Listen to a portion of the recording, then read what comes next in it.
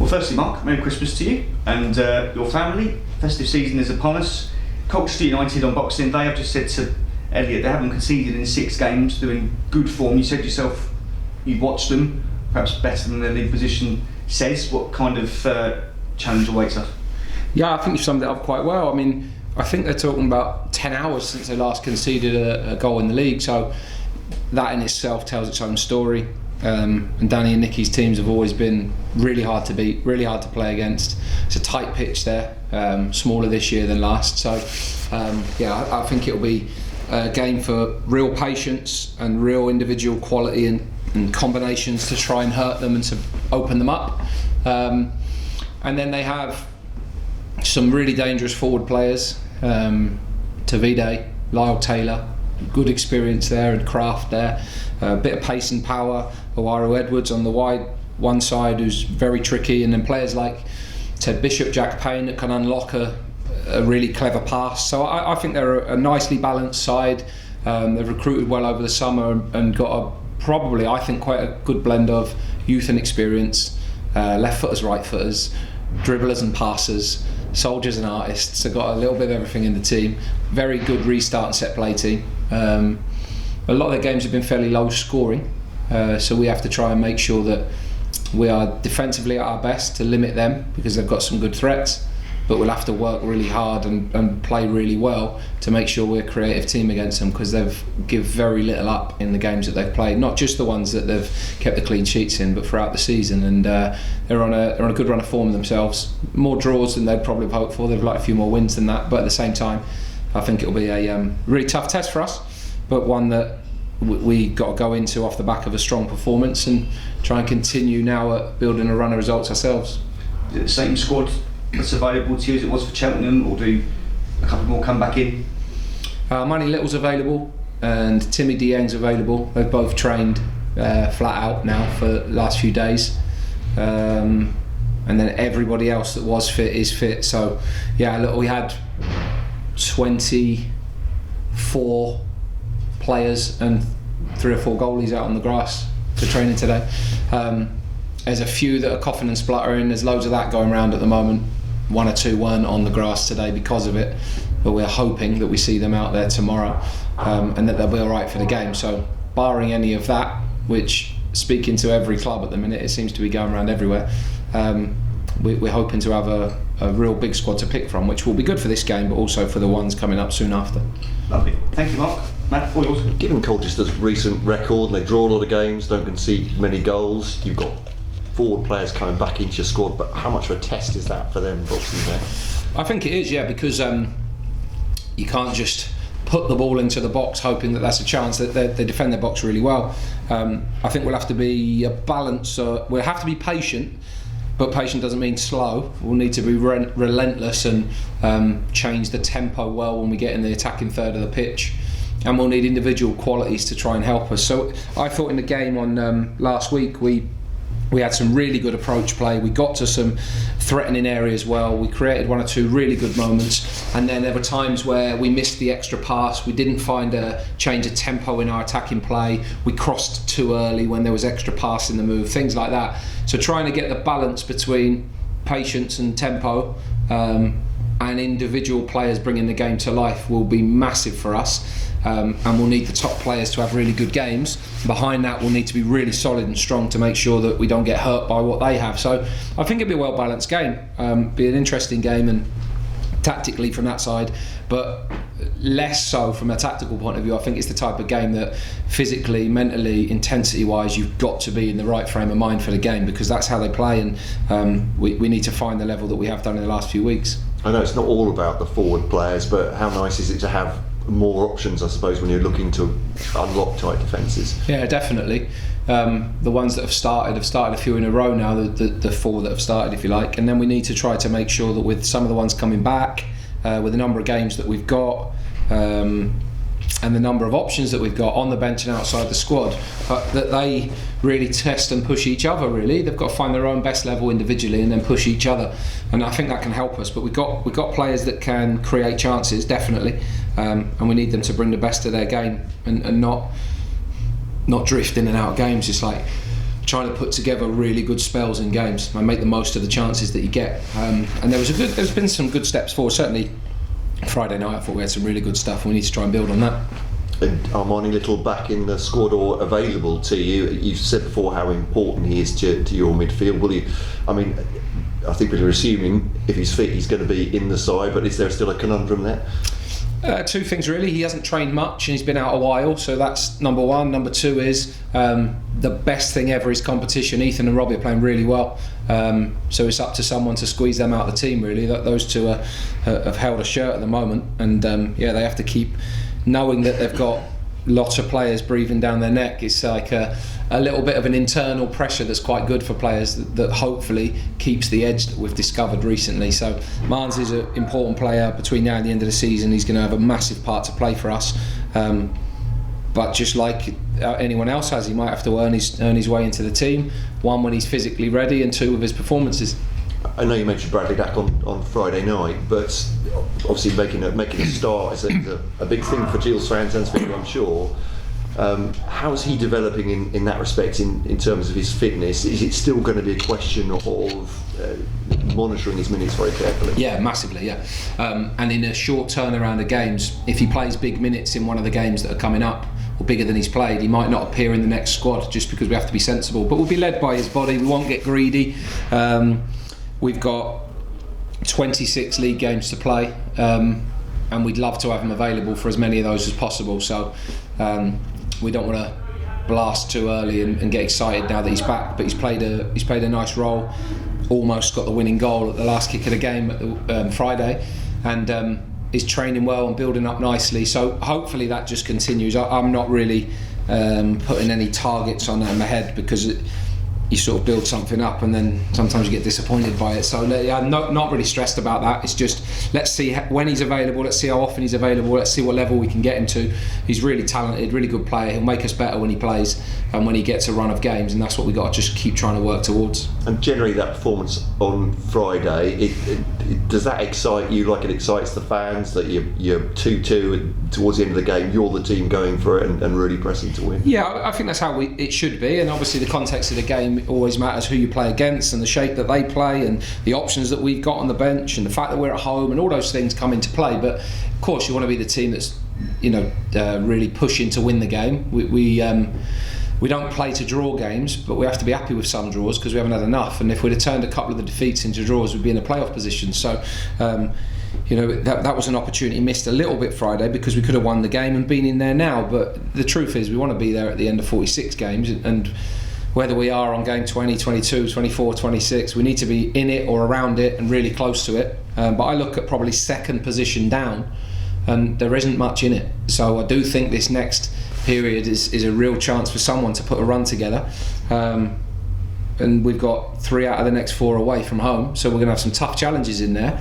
But if we can go and give really good accounts of ourselves, we're capable of winning against anyone on any given day, and we've got a squad that's starting to grow and build in a bit of confidence. So if we can harness that and build on that and not be comfortable that, okay, we've had a good couple of weeks and it's only turned because of what we're doing, and it will only continue because of what we do. So that's what we have to do, really focus on the work and the level that we get to, and if we do that, then hidden in there is a team that's capable of winning and also capable of playing some good football and being an exciting team to watch. We've seen that, but we haven't seen that often.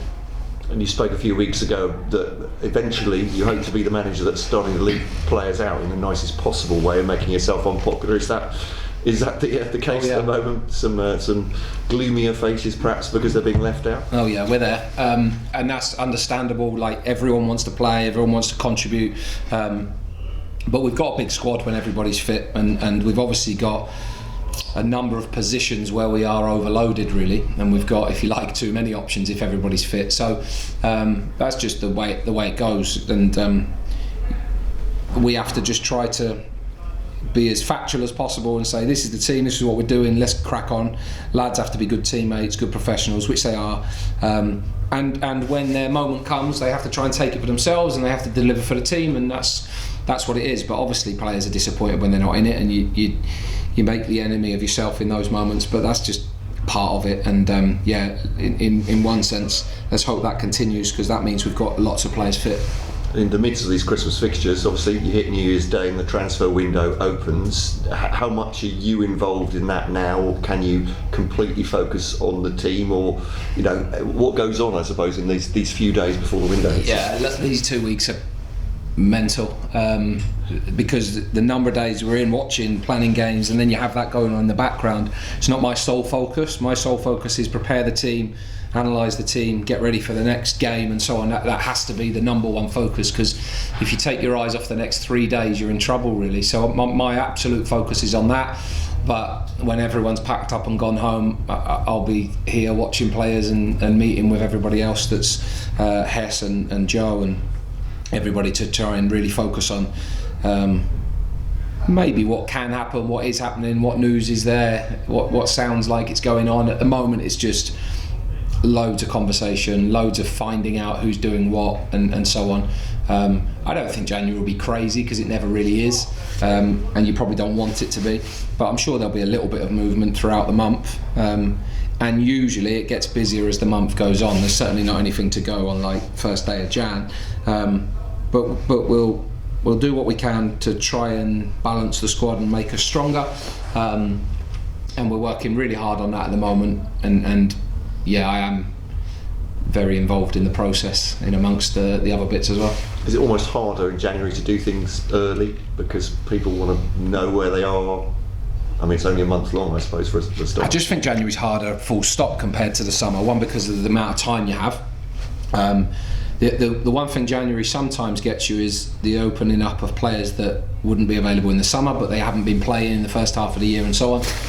But that in itself can be an issue, because you really, we want to try and avoid signing players that have been injured. We want to try and avoid signing players that haven't played, because the history tells us that those two things might mean that player gets injured, and we need players to try and come in and help us now. But to try and get players that can come in and make you better and help you win now, wow, that's really hard. There's not that many that are actually available or interested or fit what we want and can do it. And we know that we need to manoeuvre players out in order to free them up, because we've got too many players. So yeah, it's a really big balancing act. I don't know what will happen other than change. I know what I'd like to happen, but it rarely works like that. So let's just see how it plays out. Right now, I don't want people to think I'm not on that, because I am all over that. But at the same time, we've got a monster game schedule, and that is the most important thing at the minute. And Christmas Day for you, what will that bring? Yeah, the players aren't in Christmas Day, so we are train Christmas Eve. I'll go back to Cambridge, see family and things, and then I'll be back here Christmas night, ready to hop on the bus on Boxing Day. So about 12 hours and a really nice roast dinner, and that's about it. And then from that day, to be honest, we'll be in every day, right up until the Chesterfield game. So the players won't be; they'll be in and out. But like that's just the reality of it. So yeah, no complaints from me really. I don't mind these periods. These busy periods test you. I quite like that. Thank you very much. Do you ever allow yourself a complete break from the football, like on Christmas Day, or will you still have the laptop out at some point? I definitely won't have a laptop out, Luke. No, I definitely won't. So yeah, a complete break, but then I'll drive back to Gillingham in the evening, so hopefully in time for Gavin and Stacey, and then that'll be it really, early night and crack on again. So it won't be a laptop day, but the truth is you can enjoy a few hours, and then as the day goes on and Boxing Day gets closer, it is impossible to switch off for very long in your head. It just starts moving to right, let's get back up the road, let's get ready, let's get sorted. So that's fine. I'm not complaining about it. I really enjoy it. The sporting calendar in this country for Christmas games is great. I'll be honest, I wish they played one less in that whole period, because I just think it takes its toll, and I actually think the standard of the football suffers as a consequence of that, and there's enough weeks to put those games in. But yeah, overall we've got a really busy spell. The staff will get to enjoy the day, and the players will see family and come back in.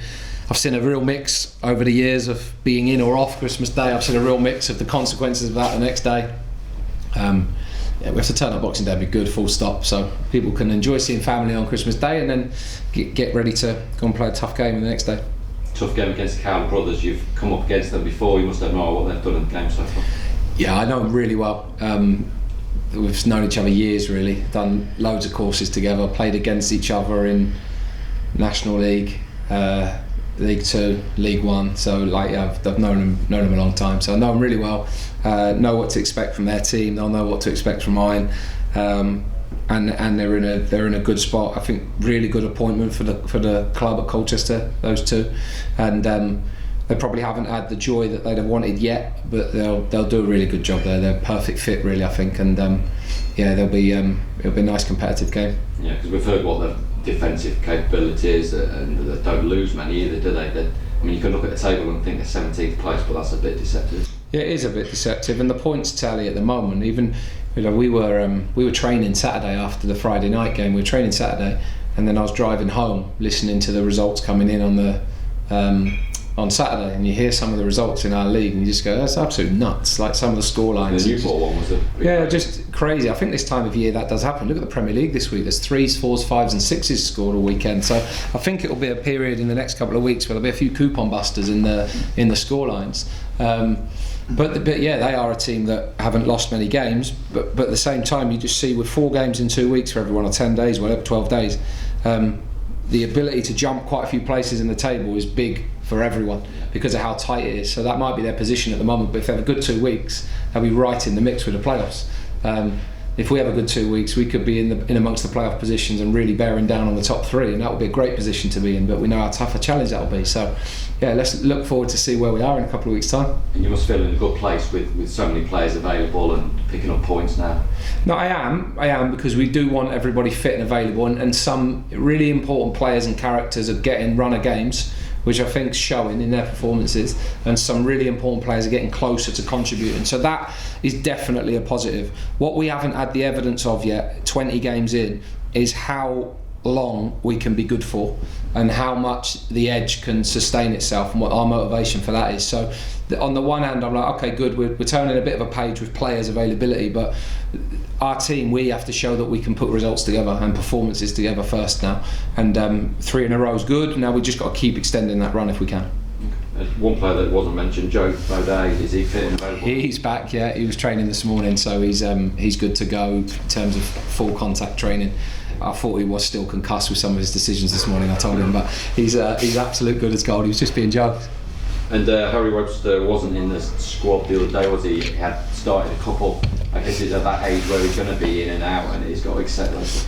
Yeah, maybe at the age, but there's probably players at all different ages that have experienced a bit of that this year, and I think that will happen over the next month. I do think, one, because of the balance of a bench that we want. Do we want 1 defender, 2 defenders? Do we want extra forwards on the bench? Who we're playing against, the threat of the opposition's wide players, the fitness of our players. There'll be loads of considerations into what the starting team is and what the bench is, and players could come in and out from one game to the next at the moment. So I think that's just the story for everybody, but certainly with the younger players, you do often see dip in and dip out and things, because it's tough to maintain the level that he played in the first game when he played here against Salford. He was outstanding, and it's really tough to just keep churning that out at a time when it is like it is at the moment in the league. So yeah, his games will come again, I'm sure. Over this block there'll be an opportunity for him, and he'll be ready for it, I'm sure. Please, were you with the way they handled the conditions Friday night? Yeah, good. I didn't think it was horrific. The pitches are churning up a little bit. I think in the last few home games, certainly Salford and Harrogate, it was hurricane season out there. So I think we're probably going to have a little bit of that. It's fairly mild at the moment, but the wind's making it really cold. The pitches have been wet, so we've suffered a little bit with that. And I'm no doubt the freeze will come in January, February. So yeah, look, we play a winter game. We're going to have to just deal with that. I think bad pitches and wind's the worst condition for a football match. It really does ruin it. So I don't mind anything else, but if the wind could calm itself down, that would help, I think. And you must have been pleased with Ryan they've played Friday night. Contributed, assisting in both. Yeah, two good moments for him in the build-up to goals. I really love him. I just love the work ethic he has and the fight he'll have with a centre-half. I think he leads the line brilliantly, and we have to make sure we give him good service to creating good chances, but we get good support around him. And obviously we can do that with a front 2, which we've done a number of times, 4-4-2 or with a back 3. So I'm sure there are options that we'll use over this next period, or it might just be wide players getting closer to him, or attacking midfield players and midfield players getting closer to him. So I think there's a challenge there for all of us to try and keep finding those solutions. But I think what he gives you, and you see it in the last 3 games, is the way he works for his team is just brilliant. Love to see it. So yeah, I absolutely love him for that. And there's no question. I've said this time and time again to the players: if you're having a tough time or it's not quite going the way you want, that's how you get out of it. That's it. And he'll roll his sleeves up and have a fight with anyone. So I absolutely love having him in my team. Does it matter to you not having a home game over actual Christmas period itself and to away game?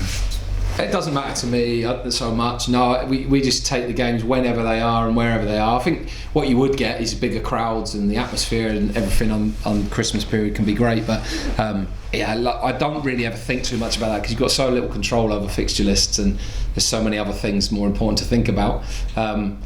So yeah, we've got three away games. In fairness, the location of the fixtures has been fairly kind for a really northern league to make sure we get all fairly close ones in the whole of December.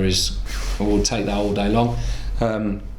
It would have been nice to maybe have the New Year's Day game here, but it's been nudged back a day. So yeah, we can't really control that too much, and don't need to get too wound up on it. But we've got some good games coming. We've got some real testing games coming, and I think we'll have some great support when we do play here for the Bromley game. But I'd probably gamble that we've got some pretty good away followings over this period as well. You mentioned about the games being nudged back a couple of days. In some respects, that helps you, doesn't it? Well, it should. It should. I don't want to say it will, because the proof will be in the pudding. But we do get a little bit of time between games, which will help the players in terms of recovery. And if we can keep everyone fit, we'll have the options of changing a few from game to game and things as well. So I'm sure over this period we'll change shape, we'll change players, we'll change starting teams, we'll change squads, and that hopefully serves us well. And how have you enjoyed your first Christmas at Bruce? Well, I haven't technically had it yet. Let's see how this period goes. I think if we can come out of this right in the mix, we'll be really, really pleased. And I know I've highlighted Fleetwood as game 25 a little bit into January, but this initial period of the next 4 games is a big opportunity for us, and a big challenge at the same time. But yeah, you look at a challenge and decide whether it's a problem or an opportunity, and I think if we look at it the right way, we could come out of it well.